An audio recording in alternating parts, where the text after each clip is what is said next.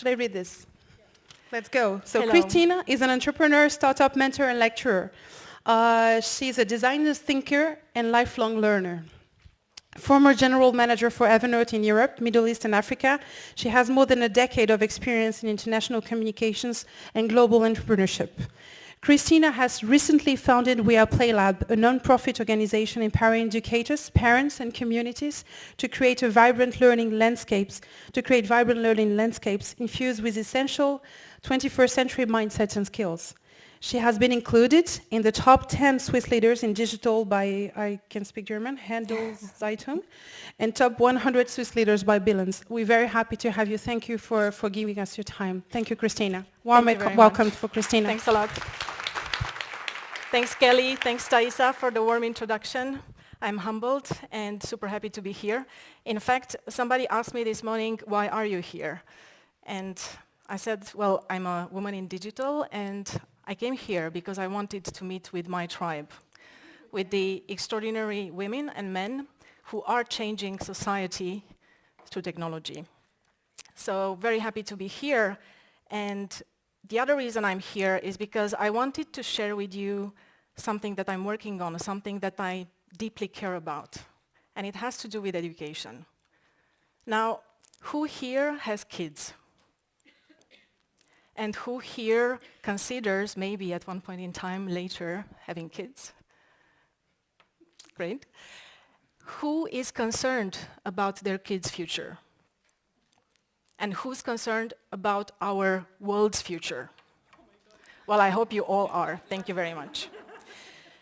Yes, well, education, right?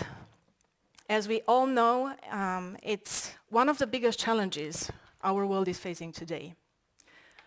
A few years ago, when my son was 6, he came back from school and he declared, very seriously, "Mom, I'm not good in math." And for me, it was really difficult to understand because it was, wait a second, like you're 6, what are you talking about? It's like you didn't even started looking into math. What are you talking about? And it took basically, convincing him that, hey, if you know that 1 + 1 = 2, you're great at math, you're just like extraordinary, you're fantastic. But this happened over and over. There were a few episodes during his first year of school that completely changed his personality and the way he was confident about learning. And for me and my husband, it was very, very, very painful to watch. We felt really helpless. And we felt that we must do something about it. So it took a lot of coaching on our side to empower him because, mind you, my son is the most brilliant, the most fantastic, beautiful little man in the world. So, no, but this being so, like, he's a totally okay kid. Like, any kid really can be able to learn things. So it took a lot of coaching on our side to make sure that he's not completely losing the excitement and the curiosity to learn new things. And it was a hard job. Now, the story has luckily evolved to a much more happier phase where he had a new teacher and the situation changed completely. But as a mother and as a woman in tech, I felt more and more that it's time to really do something about it because feeling frustrated or feeling helpless will not get us anywhere. So I decided to just start doing something about it. So looking at how can we frame the problem? What is it? How can we fix education? I started doing a lot of research around what is it exactly, and the more I looked into it, the more I realized that actually it's not about, the right question to ask is not about how can we change education. It's actually more interesting to ask how can we create the future our kids dream of? Because this is the sad reality, right? We are basically just dealing with the consequences of the universal public schooling that totally made sense after the Industrial Revolution, right? So when you look at the constant race between technology and skills, a long, long, long time ago, it totally makes sense to take all kids, put them in a room, some like to call it cemetery-like model, and just, transmit knowledge make sure that they are getting this knowledge, they get out, they go in the factories and work. Now, we are here. So in order for us to actually go up here, we need to take action urgently. And it's not easy, I know. I've had a lot of discussions with policymakers, with entrepreneurs, with researchers, trying to figure out, okay, how can we, in the fastest way possible, at scale, change something about it? And I wanted to share with you today some of the findings of our research. Now, good news is that we are definitely moving away, as you've seen, from this education as a factory model, and we should not try to fix it. It's unfixable. We should just forget about it. We are moving towards something that has to do with learning. So instead of talking about education, we should more and more start talking about learning. That can happen in different environments, and that involves a growth mindset and a breadth of skills. Growth mindset, I don't know, maybe you have heard about Carol Dweck, the Stanford psychologist who coined basically the term growth mindset, has to do with the very basic belief that you can grow and you can become whoever you want to be. This was very helpful in my case because I have arrived in Switzerland 17 years ago from Romania with a diploma that was not necessarily recognized here in my pocket, and also having worked as a radio editor, that didn't really matter. So I had to press the reset button and start everything from scratch. And that was the moment when I started embracing this growth mindset and allowing myself to believe that I can become whoever I want and I can study whatever I want. Today, I define myself as a lifelong learner, because there are no limits to learning. And even if you're not an engineer by diploma, you can be an engineer by design. The breadth of skills, this is really important for the 21st century. Being in tech, I hear many people preaching coding and everybody becoming an engineer. And again, there's no, I think, arguing around the fact that we need more engineers and IT people. But let's not forget arts and humanities. What we need is diversity. We need a breadth of skills. And we can look at this breadth of skills as, if you want, foundational skills on one hand. So these are numeracy, literacy, IC literacy, that has to do much more with computational thinking than with coding, understanding how computers work, understanding what technology can do. But also, if you think about it, financial literacy, very important, especially for us women, I think. And civic literacy, because we are all part of this planet. But this is just the foundation. What we need in the 21st century, and what our kids need, is creativity, collaboration, critical thinking. Things that may not necessarily come out of school. If you think about it, what is the ultimate purpose of learning, or of education as we define it today? I think it has to do with raising happy, healthy, competent, creative, innovative future citizens of tomorrow. And this is something that can be learned in and out of school. This is really important because at the end of the day, we are the role models for our kids. And this is why I am so proud of my friends that I've seen also today. Eileen building 2 companies, standing here and saying, I built not 1, 2 companies. And Alize, she's going to talk later, she's doing just amazing work in emerging markets, and they are the role models our children need to see. It's really important. So children, yes, may learn in the classroom, but they learn from what they see around them. So it's very important to show them that we are creative and collaborative, and we think critically, and we have firm values and beliefs.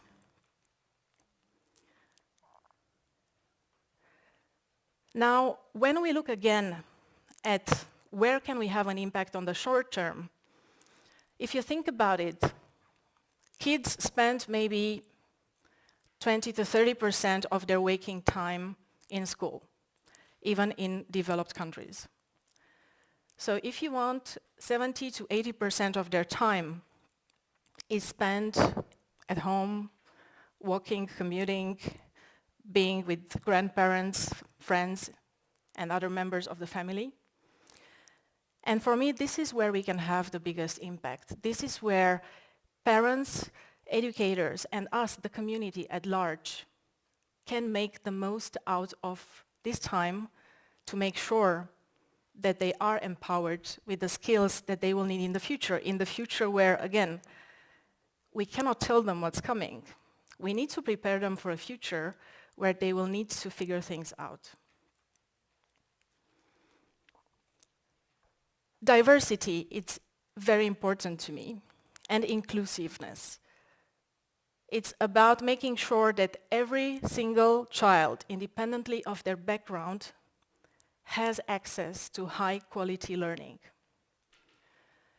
And one thing is, again, trying to fix the formal education system that can take quite a long time.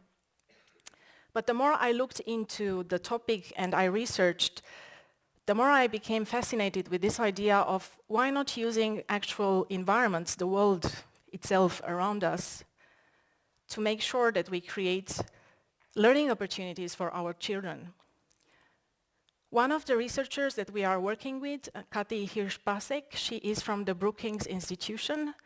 This is a global think tank on education. She is part of the Center for Global Universal Education. And she has researched quite a lot the topic of transforming cities into educational learning landscapes. And they've been trying many different things. While children are waiting for the bus, they installed a puzzle that will encourage their critical thinking. If you think about playgrounds today, even here in the neighborhood, playgrounds may be great for very small kids where they can do some physical activities, but what happens when you're 6 years and older? I'm not advocating to, again, put pressure on the kids and transform playgrounds into something very serious as the classroom. They have the right to have unstructured play. I'm just saying that there are ways to teach very serious matters like computational thinking, patterns recognition, algorithms, in a very simple, playful way. And this is something that the Nordic countries have been doing for quite some time. If you're interested in learning more about this, I recommend watching Linda Lucas' TED Talk and also visiting her website, helloruby.com. And this is where you'll see how in Finland and Linda throughout the world, they are teaching kids principles of computational thinking without computers, without technology.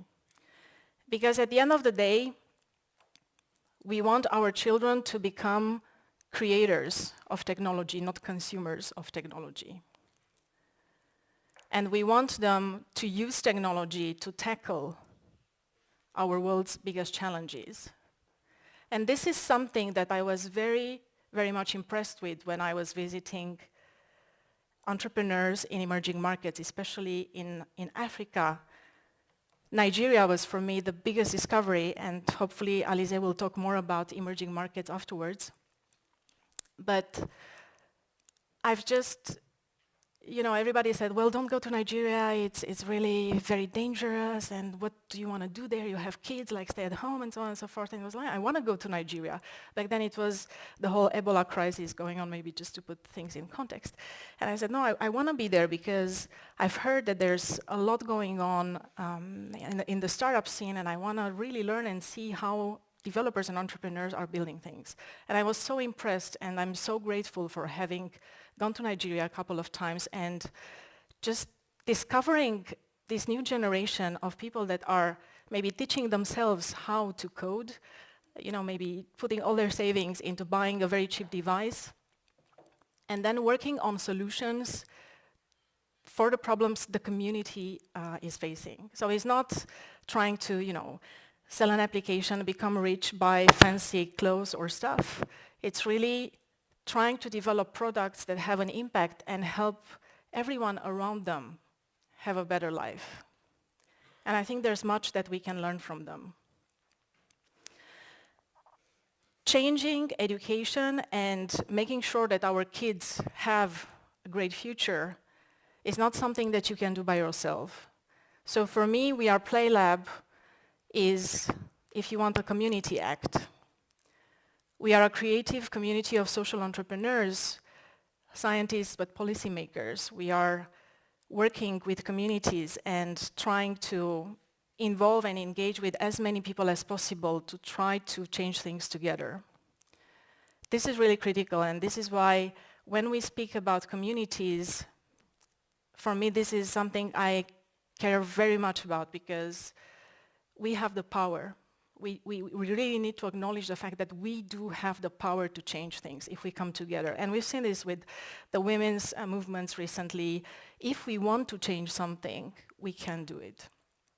So I'm very optimistic by nature. This is me. I am maybe an idealist, but I am optimistic that change is underway and it's going to happen. And what we'll try to do with We Are Play Lab is basically a few first real-life interventions where we will design public spaces into what we consider can be amazing learning opportunities for children of all backgrounds. And at the same time, because it has to do with motivating and engaging the ecosystem at large, in the past months I have also worked on creating a community of education technology entrepreneurs. It's called the Swiss Edtech Collider. We have launched it 2 weeks ago at EPFL in Lausanne. And there again, it's a question of coming together as entrepreneurs, trying to find solutions and trying to see how we can use technology in a smart way to bring new solutions for education, not necessarily formal, but it can be also informal, it can be also corporate education, because there's a huge need in that field as well. And we've seen just by the very fact of coming together and exchanging and trying to tackle this big, hairy topic, there were many different synergies and it sparked conversations. So this is something that I am very proud and very also optimistic about. That again, it's a question of coming together, and like this we will be able to have an impact. So this being said, I would be very happy if you would keep an eye on us. I would be very happy to have your feedback. How do you feel about learning, education, if you have kids, the challenges you're facing? And when the moment comes and we go live with our real-life interventions, I would be very happy to have your support and to be able to hopefully collaborate and change things together. Thank you very much.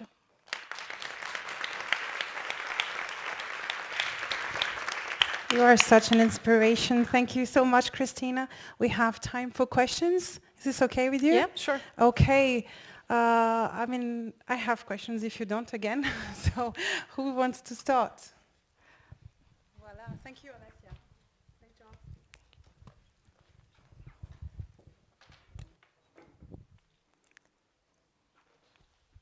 Hi, my name is Victoria. So I think it's really interesting when you take a look at the kids of today, because I think a lot of the kind of teenagers now are being labeled as entitled. And by having that growth mindset, you're now looking at enablement instead. And I think that's really interesting. So what's one thing you think that we could leave here today, either with a mantra or something that we could change so that we could all start getting into a growth mindset? Mm-hmm.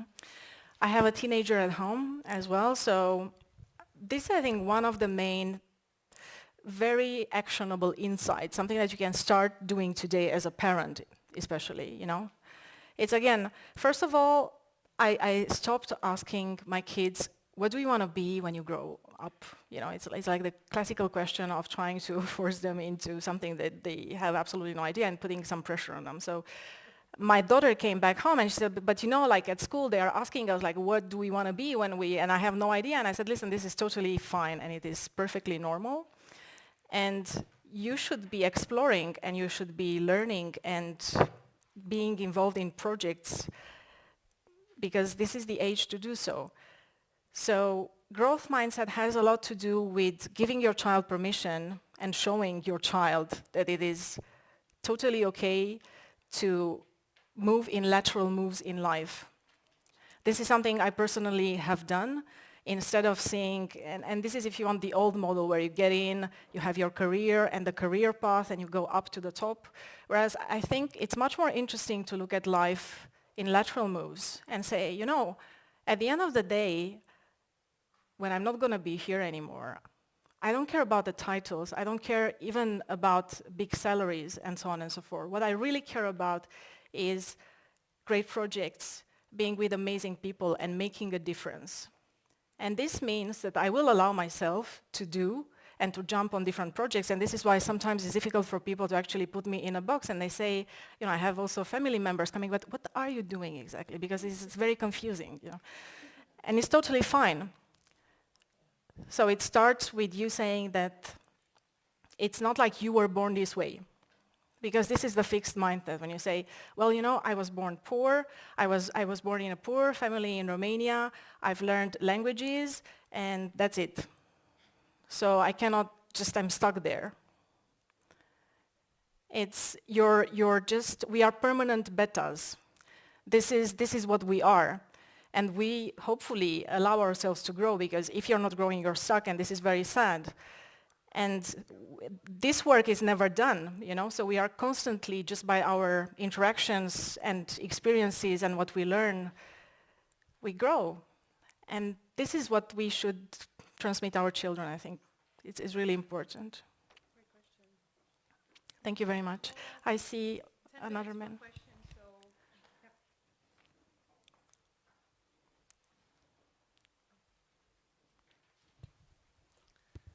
Thank you, Cristina. I'm absolutely inspired by your presentation. My name is Tatiana Stepanova.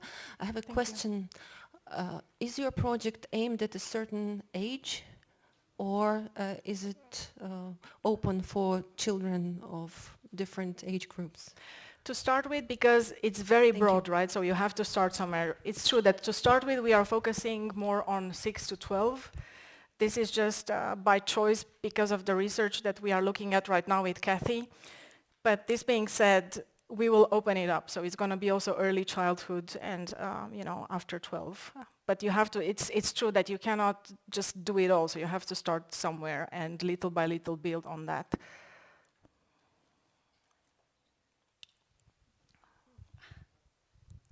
Well, my name is Lou. Thank you very much, Cristina. It's very inspiring, very interesting. What I want to ask is that I heard from your presentation a lot of why and what. I'm really interested in also knowing how. Sounds like it's a community where parents, educators, and the community neighborhoods to be together to help kids, to educate them. It's wonderful. Could you elaborate a little bit more on that? Thank you. Sure. So one of the pilot projects that we are planning to launch in Zurich this summer has to do with designing a life-size board game that teaches both kids and their parents, actually, principles of computational thinking, patterns recognition, and so on. But it's very playful. So of course, I would have to show you because it's not easy to imagine how it would look like. But again, it's maybe counterintuitive that you can learn even mathematics while using your body, you know. But let's say I have 6 kids here, and then I say we have a real life-size ruler on the ground, and what I would like you to do is together to measure how long you are if you stand next to each other. And then, you know, you can do all these exercises that involve physical activity and play, while actually what you're teaching is really principles of mathematics and computational thinking. So it has to do a lot with, again, how can we bring more fun and physical activity and transmit very serious concepts in a seamless way? Because when you're a kid, and even when you're an adult, if you're doing something that you truly like and you're engaged in, it doesn't feel like you're enduring, you know, it doesn't feel like, oh, now I have to learn, you know, like now I have to understand. It just comes naturally. So we want to create this, if you want, playful opportunities by using installations that we will design together with researchers. The first installation that we are doing is based on research from Brookings, and then together with the community. So we see a great potential of collaboration with maker spaces. And then again, parents and educators, because everybody can have great ideas and may want to volunteer into building this kind of new learning spaces.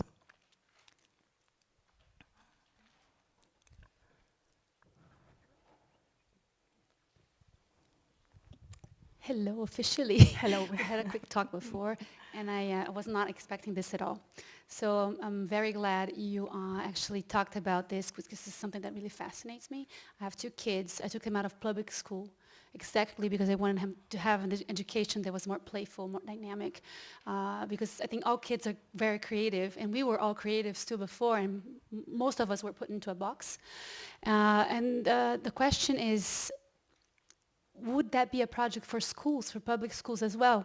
Because I think it's a shame to actually have to take your kids, I mean, you know, if you can't, if not everybody can do it, but having to take your kids out of the public system because you're not happy with it, you want more for them. Yes. Would it be able to, is it on the pipeline to actually develop something Yes, for public schools? Yeah, so we will definitely work also together with schools, because there are schoolyards that can be also, you know, used to be transformed in this way. And that's definitely part of the plan.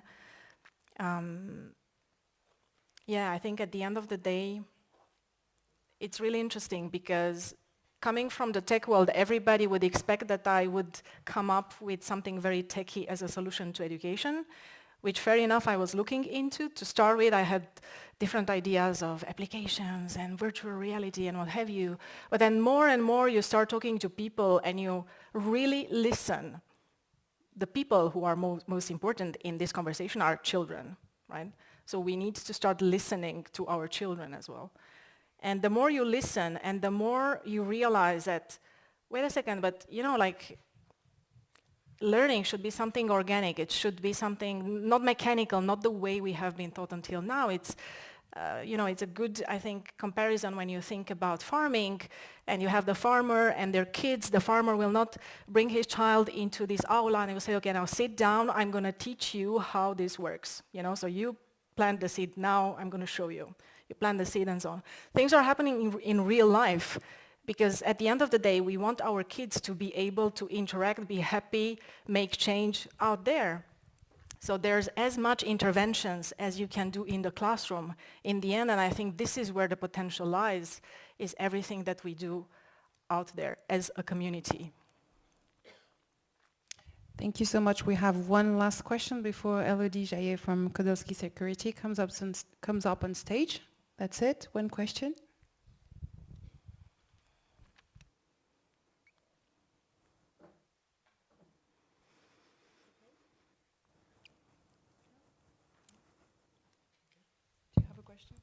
Thank you very much, Cristina. Thank you, and Thank please you. keep in touch. Thank you very much. Yes, thank you for being here.